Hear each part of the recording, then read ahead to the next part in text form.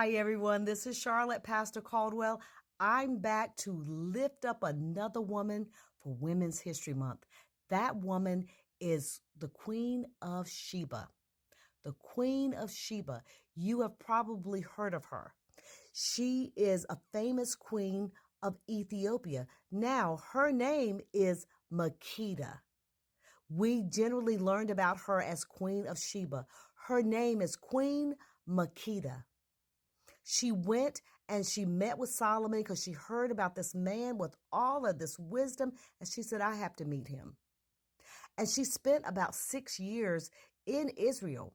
Of course, when she got there, she gave him all type of gifts and came just as she was, royalty herself, with gold and silver and all those things to gift the great king of Israel. Now they fell in love.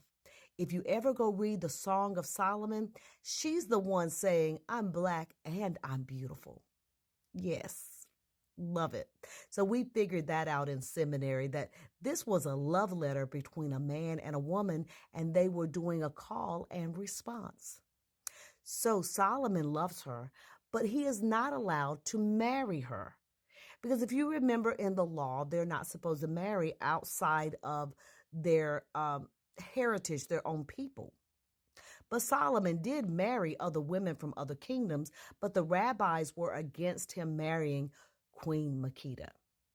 They said she could be a concubine. Now, this is a true queen. She was no one's concubine.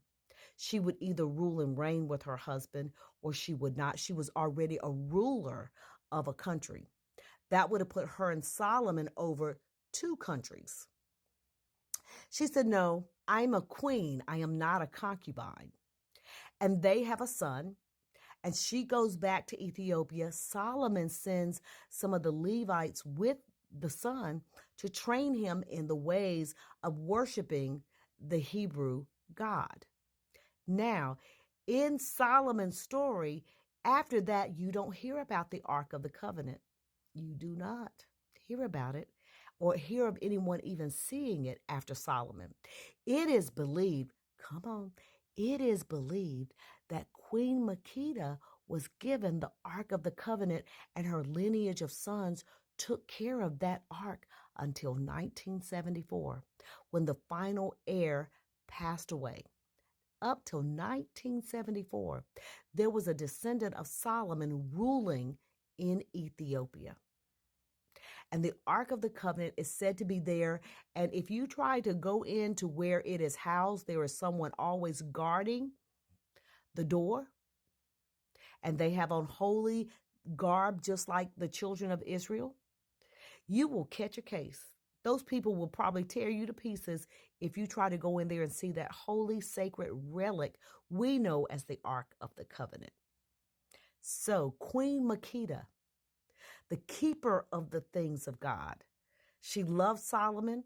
She raised her children to understand the Hebrew God that Solomon worshiped and she came to worship. So sacred a people that they were given the Ark of the Covenant. It is, you can go do your research and read on all of that, but through theologians doing their archaeology and all of those things, it is believed, I believe, and I've seen footage and things like that, they housed the Ark of the Covenant because it became unsafe to house it in Israel. Go read on Queen Makeda, also known as the Queen of Sheba, who ruled in Ethiopia and then had sons, descendants of King Solomon, that ruled there until 1974. I'll be back to lift up another woman tomorrow. Bye, guys.